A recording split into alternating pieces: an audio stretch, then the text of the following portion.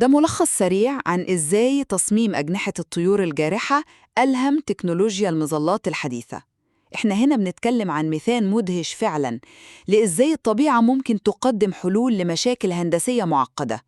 طيب أول حاجة، سرعة هبوط الطيور الجارحة.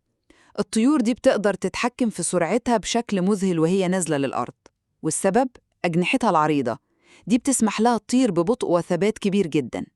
ثانياً، الإلهام التكنولوجي. ببساطة شديدة، المهندسين ربطوا بين تصميم الأجنحة ده وبين مظلات الطيران الحديثة. التصميم ده تم استلهامه بشكل مباشر، والنتيجة، المظلات دي بقت بتوفر هبوط أكثر أماناً وقدرة تحكم أفضل بكتير.